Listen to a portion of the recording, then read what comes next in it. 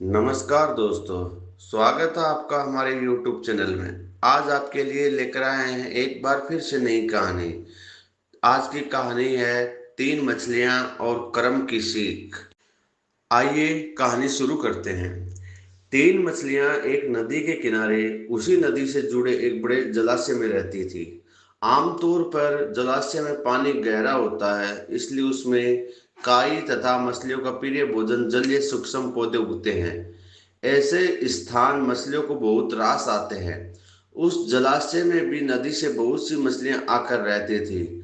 अंडे देने के लिए तो सभी मछलियां उस जलाशय में आती ही थी। वह जलाशय लंबी घास व झाड़ियों द्वारा घिरा होने के कारण आसानी से नजर नहीं आता था।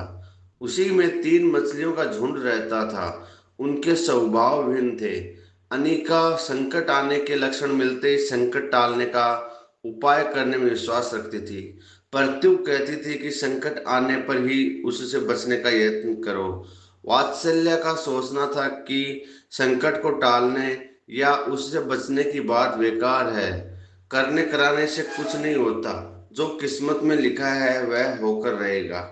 एक दिन शाम को मछुआरे नदी में मछलियां पकड़कर घर जा रहे थे। बहुत कम मछलियां उनके जालों में फंसी थी, अतः उनके चेहरे उदास थे। तभी उन्हें झाड़ियों के ऊपर मछलीखोर पक्षियों का झुंड जाता दिखाई दिया। सबकी चोंच में मछलियां दबी थी। वे चौंके। एक ने अनुमान लगाया, दोस्तों, लगता है झाड़ियों के पीछे नदी से जुड़ा जलाशय है जहां इतनी सारी मछलियां पल रही हैं। मछुआरे पुलकित होकर झाड़ियों में से होकर जलाशय के तट पर आ निकले और ललचाई नजर से मछलियों को देखने लगे।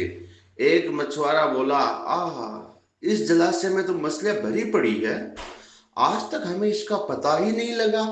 यहाँ हमें ढेर सारी मछलियां मिलेंगी। दूसरा बोला।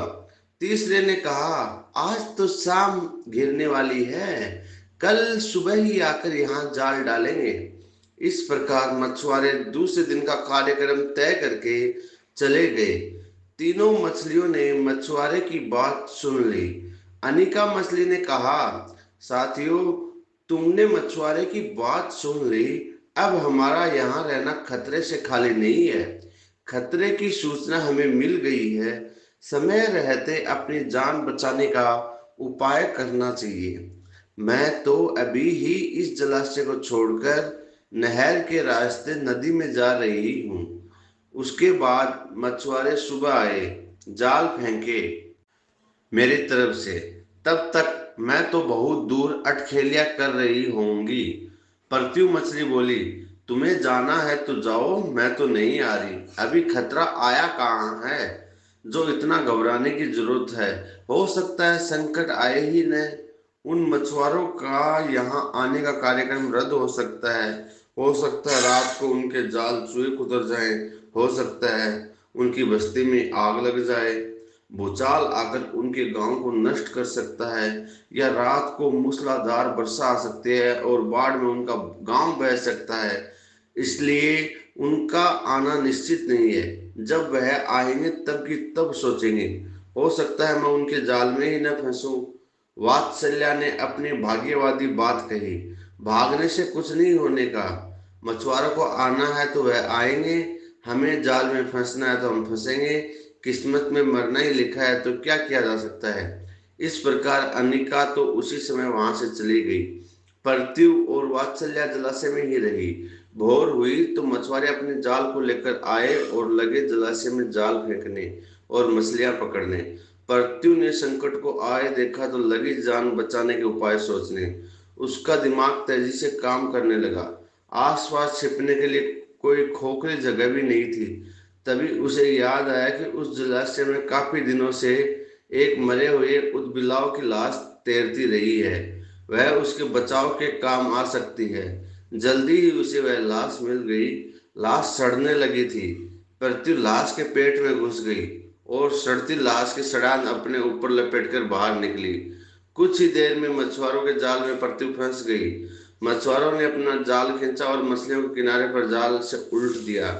बाकी मछलियां तो तड़पने लगी, पर प्रत्यु दम साध कर मरी हुई मछली की तरह पड़ी रही।